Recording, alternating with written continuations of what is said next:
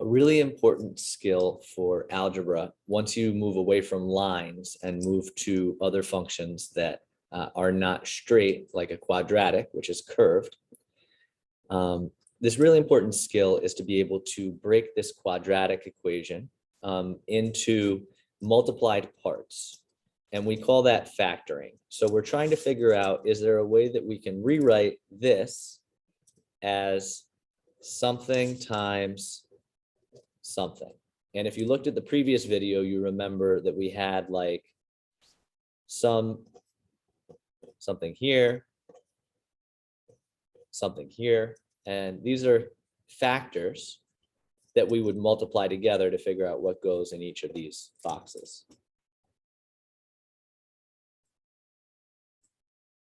For example, you've already seen multiplication using an array like this.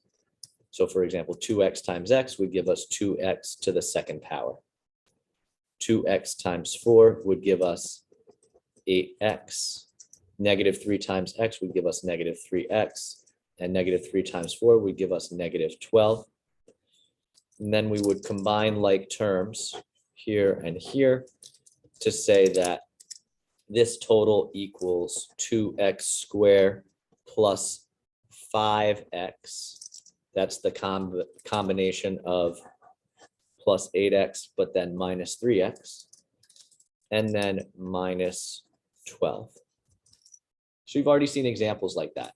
What we're going to do now is go in reverse. Start with what's in the box and go out.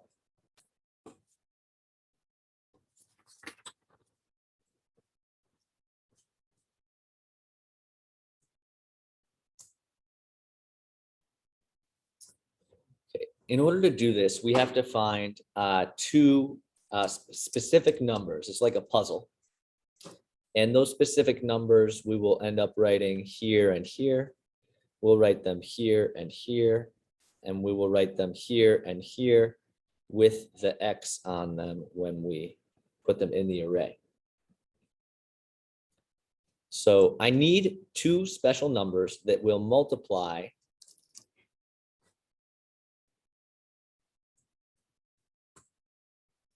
Sorry, I had a little mistake. Make sure you know that this number is going to be negative 40. This number is going to be negative 40. So I need two numbers that will multiply to give me that number times number equals negative 40. And then those same numbers, when you add them, you get a total of negative 3. So where do these numbers come from? Negative 40 and negative 3. So when a quadratic equation is written in standard form, there are three terms. The first term has a coefficient. It could be blank, it could be 1, or it could be a number here like 4. So here A is positive 4. B is the coefficient on X, and we need to bring the sign. So if this is subtracted, this needs to come in as negative 3. And then the same with C. C, there's no multiplication, it's just the number there, but make sure you bring the sign with it. So this is negative 10. So A is 4, B is negative 3, C is negative 10. Now that we know that, one of the special numbers that we're going to need is to multiply A times C. So 4 times negative 10 is negative 40.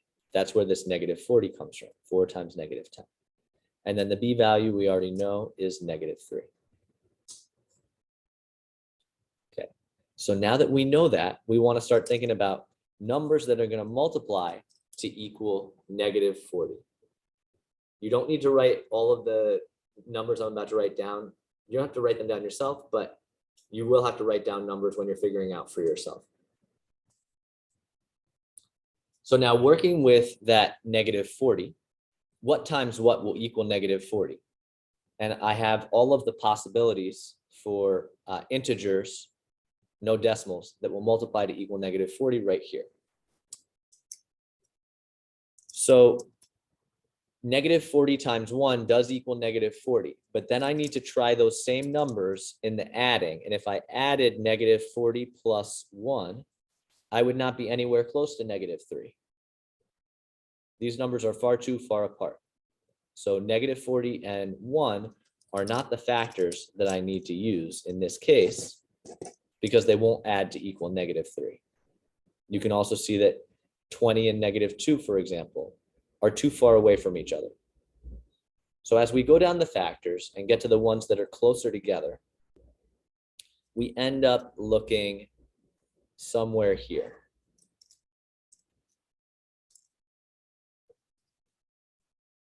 So -8 plus 5 equals -3.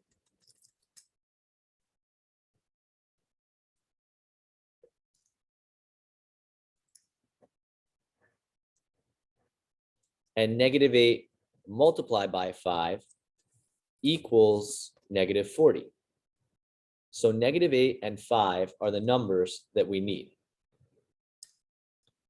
Remember that you put X when you put them in the array. So one of these boxes will be -8X and the other box will be 5X. It doesn't matter which boxes you choose. Now bring your A value in here, 4X squared. Bring the X squared with it. Bring your C term in here, -10.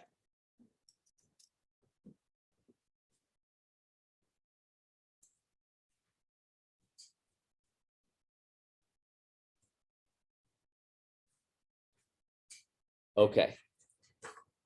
So now focus on the top row.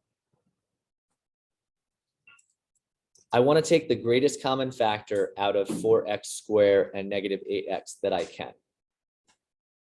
So I can go higher than 1. I can go higher than 2. I can go to 4. I can't go higher than 4.